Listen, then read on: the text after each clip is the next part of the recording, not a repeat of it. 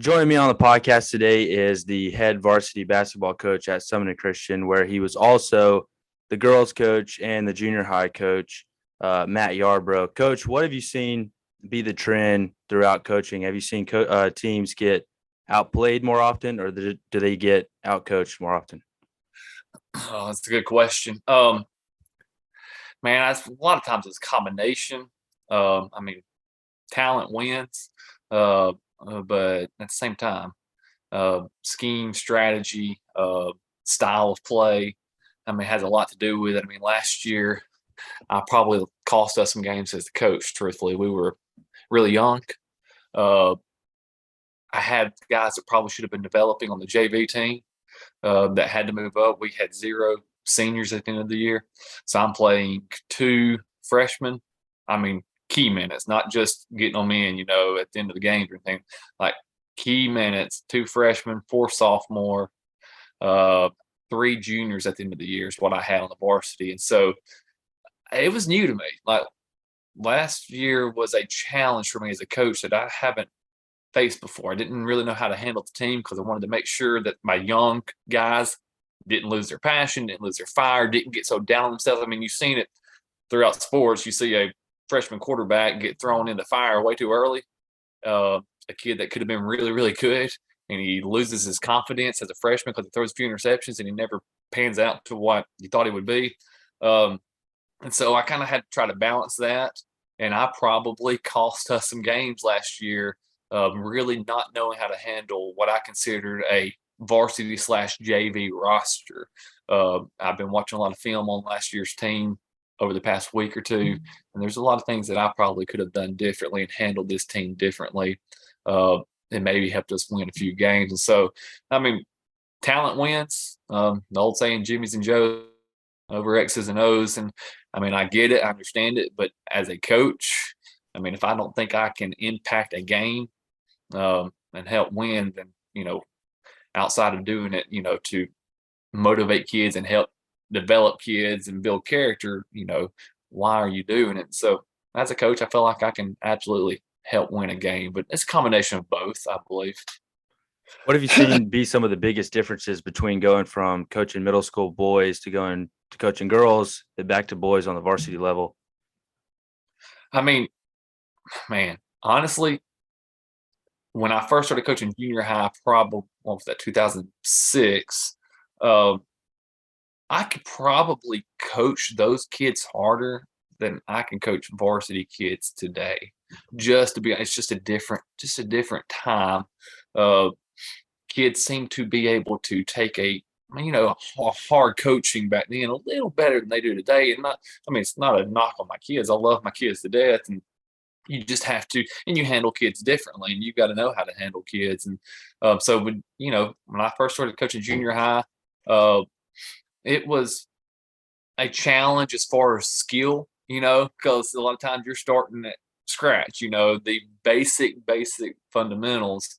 Um, and then with girls, truthfully, not a lot of difference between the skill level with junior high boys and the skill level of varsity girls. So I was able to really keep a lot of the coaching style that I have with junior high boys transferred over to varsity girls because the skill level wasn't great. 1A girls basketball. I mean, and I had some athletic girls over the time. I mean, we went to 2 state playoff sub regionals out of 3 years. I had some really athletic girls that just weren't the most skilled basketball players, but we worked with it and did pretty good with it. Varsity boys, which was my goal from really the time I started coaching. Um, Coaching varsity boys was a lot of fun to be able to implement stuff and see it happen on the court, which doesn't necessarily happen on the junior high boys level or varsity girls level. Um, that's more about fundamentals, more about, and varsity boys is too, obviously, but you can implement stuff and strategize a little bit, um, and see it probably actually pan out on the court a little more on the varsity boys level. Um, I mean, the kids I've got, very, very coachable kids, good kids. I've coached varsity boys for 3 years now. And I mean, sometimes at a 1A school, like my first year, I had a lot of kids who didn't play football. And so, they're playing basketball in the fall. The last 2 years, I've had a lot of kids that play football.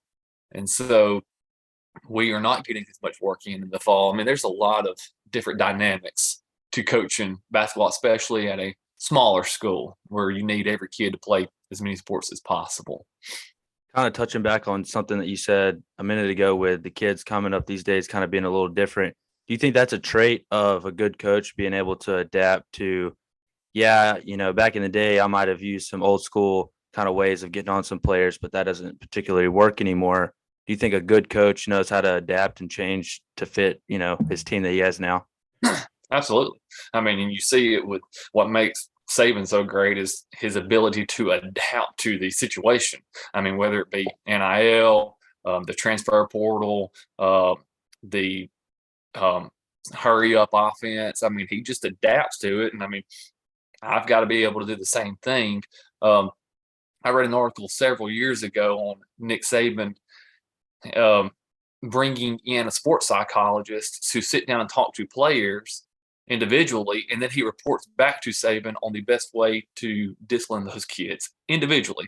So you have to handle kids differently. You might be real hard on one kid because that's going to be the best way to reach him, and then another kid you need to handle a little bit differently. And so as Pat Summitt talked about, one of her quotes was, I don't treat every kid the same, but I do treat every kid fair. All right. And so, you have to handle kids differently, and I have to adjust and adapt because, it's just fact. I believe that kids are just kind of a different mindset mentality than when I grew up. And you can't just have this old school, we did it this way back then, and that's the way I'm going to do it. You have to adjust. And if you don't, then you're probably not going to be in this profession very long. So correct me if I'm wrong, but you actually grew up in the school zone for Corner, but you graduated from Sumiton Christian. What's the story behind that? That's correct. Really, I started going to Sumiton Christian in K4. And so it wasn't anything where I left Corner, wasn't happy at Corner. Like I never went to Corner. My brother was at Sumiton Christian before me. And so I started Sumiton Christian in K4, went through my senior year, never left. Actually almost did heading into my senior year, but decided to stay at Sumiton Christian. And so just love the school. That's 14 years there as a student. And then I have coached there for another 14 years, essentially. So, years of my 36 years of life have been spent at Sumiton Christian. It's just part of who I am. I feel like it's part of my family. Growing up, when was that moment that you were like, man, basketball, that's my thing? It's a good question because growing up, and I never played organized football like in Pee Wee, Park and Rec, but if it was August to November, I'm playing backyard football. And then when November rolled around, then I played Park and Rec basketball. And so I was Park and Rec basketball then. But when March rolled around, I'm playing Park and Rec baseball or Little League baseball. And so, I can remember like the feeling of kind of being over a sport when the season ended, like just didn't want to play it anymore when the season ended. That probably carried on to probably sixth grade year when I realized that basketball is really what I want to do. And I still played baseball, and I even played junior high football, but basketball was my focus. So even during baseball season, I was still picking up a basketball, still working on basketball. And football season, I'm still picking up a basketball and working on basketball. And that probably started around my sixth, seventh grade year. Your senior season at Sumiton Christian, you guys only lost 4 games, and this was back in 03, 04.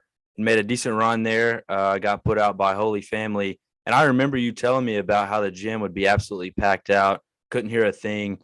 Take me back to those days. What was that experience like? Yeah, that's what I tell my kids. Like, Sumiton Christian can pack a gym. You need to win. That's the same way it is anywhere. If you're not winning, your gym's not going to be as packed as you probably would want it to be. And my senior year, and it wasn't that way for every game. We played some teams where the crowd wasn't good at all. But we also played Dora at home, and we played Corner at home. Cold Springs was a huge rival my senior year. Those games there were probably 6 or 7 home games that year where when you ran out of the locker room, you couldn't hear yourself like talk. We would get in our little huddle, when you ran out of the locker room, you get in your little huddle, and we're having our pre warm up like prayer meeting, and you couldn't hear your like teammate talking to you. I just remember actually Daryl Irons before the door game, like looking at me in our huddle, and he was screaming at the top of his lungs, "This is crazy!" And I could barely hear him. So, I mean, Summoning Christian can pack a gym out, and honestly, I want to get us back to where we are doing an exciting brand of basketball, exciting style of basketball, um, mainly built around just incredibly tough kids that play ridiculously hard. And so that's what we're kind of striving for this year. During that time, did you guys have a little bit of extra motivation? I don't know exactly the details, but I know Sumiton Christian High School hadn't been a high school that long when you were a senior. So was there some motivation like, hey, we could be, one of the first teams or so to kind of make a deep run? There really was, especially in the public school. And unfortunately, we didn't make that deep run. We crossed with Holy Family. Holy Family was a pretty good little basketball program back then. But we didn't transfer to public school until my freshman year. And so that would have been our 4th year of being in Alabama High School Association. So, we'd never made a regional, and that was the goal. And unfortunately, we didn't. I mean, we went through the year. We lost to Corner twice, which was ranked number 1 in 4A that year. We lost to Dora, which was a good, I believe 4A team at the time. And then those were all the games we lost in the regular season. So we were 2A at the time. I said 1A. We were 2A at the time. Nobody in 2A had beaten us. And we ran into Holy Family. It was a close game, back and forth. Had an 8-point lead in the third quarter and just couldn't hold on. But that was definitely some motivation. And we were first team ranked in the top 10 in Alabama High School. I think our highest was 7 or 8 in the state of Alabama. And so there was some pride in that. But unfortunately, the regional didn't happen until Coach Griffin came along. Excuse me. You told me you didn't have any intentions of getting into coaching, and then your freshman year of college, you helped out with a 5th grade team and caught the bug. Yeah, I did. I caught the fever hard. I had no intentions, really. I didn't know what I wanted to do my freshman year of college. And I think it was Coach Mark Sargent, who was my high school coach, said, "Hey, we need a 5th and 6th grade coach for our park and rec." And so I jumped on it and loved it. And the next year he called and said, "I need a junior high coach." And so Coach Sargent was really responsible for getting me into coaching basketball. And I really never turned back. I took a 2-year hiatus. I believe it was 2009, 2010, where I didn't coach. But outside of that, I've coached every year since graduating high school. So I've been graduated now for, good grief, man, 18 years. That's hard to believe. So 18 years, and all but 2 of those years I have coached some form of basketball, some level, park and rec, junior high, JV. I coached for under Coach Griffin for, I don't know, I think I coached under Coach Griffin for 6 years. He had Sumiton Christian under him for 6 of those years, either on the junior high or JV level. But I did. I fell in love with it. Especially as I kind of worked my way from junior high to JV and even varsity girls. Never dreamed I would coach girls. I actually turned it down the year prior. We had the girls coach leave, and are you interested in it? I'm not interested in it at all. But then the next year I ended up taking it and wanted to run my own program, kind of operate with my own philosophy and own style. And I took it and loved it. I mean, I loved every second of coaching girls for those 3 years I did it. So, who are some coaches that have been some of your favorites to take some things from and kind of mimic after? I mean, you pull from everybody. I mean, I pull from college coaches, listening to their philosophies. And I mean, as coaches have different, there's not like one cookie cutter right way to coach, Like some like to play fast, some like to play slow, some like to play hard, in your face, man to man. Some pack line. Virginia, it's a pack line. They're on the ball and they're playing hard, but they're packed in the gap off the ball. And so you pull from different coaches, different philosophies, different styles, um, anywhere from going to Nate Oates coaching clinics to David Ball, who was at Sumiton Christian while I was a student there, then went to Sylacauga and Tupelo, to Coach Griffin and working under him.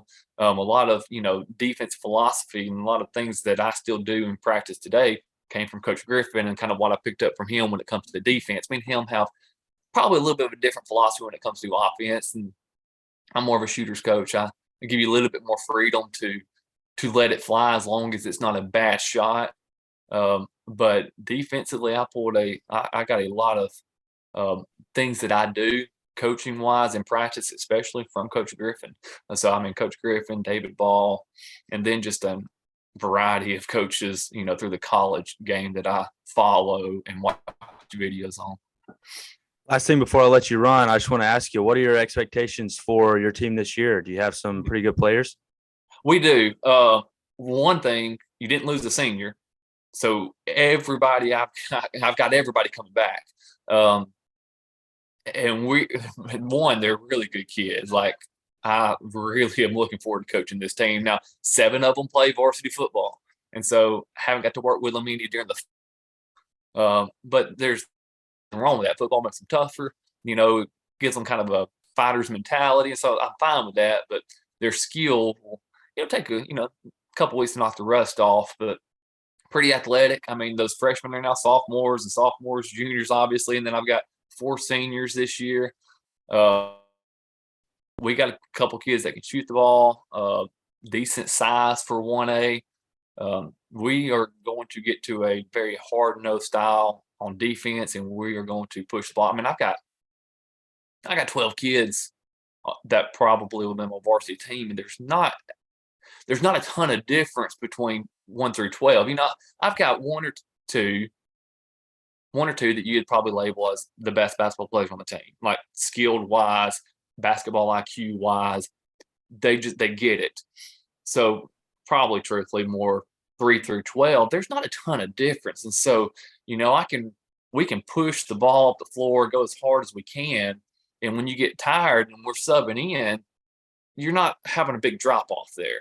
I mean, you're really not. Like, I've got 3 or 4 guards that I could play, like pull them out, put another one in, and you're just not seeing much of a drop off. And so I'm really, foul trouble shouldn't be that big of an issue when you're talking about guards who are pretty even when it comes to skill wise. And it's not that they're bad skilled, like they're fairly skilled. And so that's a good problem to have. And so that's kind of what's motivated me and pushed me towards just pushing the ball to the floor, playing fast, but not playing reckless and careless. Coach, thank you so much for being on. You were one of my favorite coaches I got to play for, be on a team with. This has been really fun. Good luck to you guys this year. Hey, man, I appreciate it, Skylar. I enjoyed coaching you, man. That little competitive spirit you had. I still think back to that Advent game where you kind of lost your mind on the side. I was like, what is going on? But it's just competitive, man. You hated to lose. You hated to not play good.